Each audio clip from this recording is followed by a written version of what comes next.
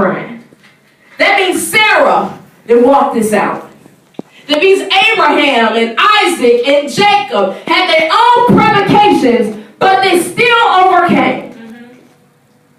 And how about King David, where he prophesied so fluidly about meeting the King of Glory, but he died without even seeing him, but he believed in him.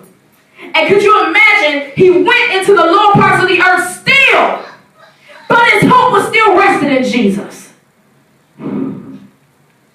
You prophesy something and you die without your eyes ever touching it, but you still believe.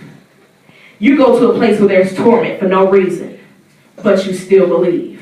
And then when he comes down, because your hope was still waiting on him, and he comes down into the hell that you in and delivers you from it and takes you from the lower parts of the earth, into the second heaven, and into the third planet where God resides, heaven, and your eyes get to behold that which you were hoping for. I'm telling you, there's something about the greater cloud of witnesses. Amen.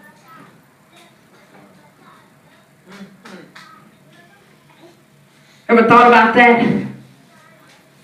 He prophesied, and the Son of Man, and my kingdom won't die. But his kingdom was divided. His kingdom was carried off into Babylon as slaves. This is a royal people. And now they've been reduced to slavery. They're in bondage. Could you imagine your bones turning over in the grave saying, what the world is this? God said now that my kingdom will never die. But your kingdom is divided and now separated into slavery.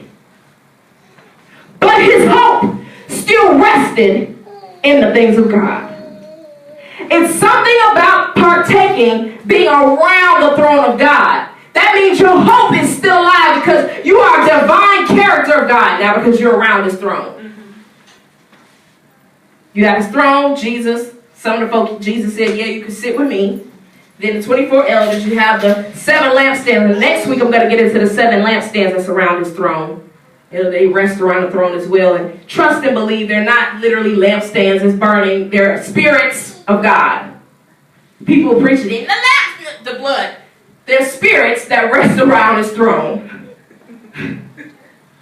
I hate when people take stuff and don't really break it down or ask for revelation and they preach on something they have no knowledge of. That means you have not communed. Because if you commune with God, you will know that that's a spirit that's around his throne. These are spirits of God. We're going to get it. I'm going to dig deep on next week. Y'all better have y'all revelatory hats on because it's going down about those 7 spirits. But this week we're going to talk about having hope again.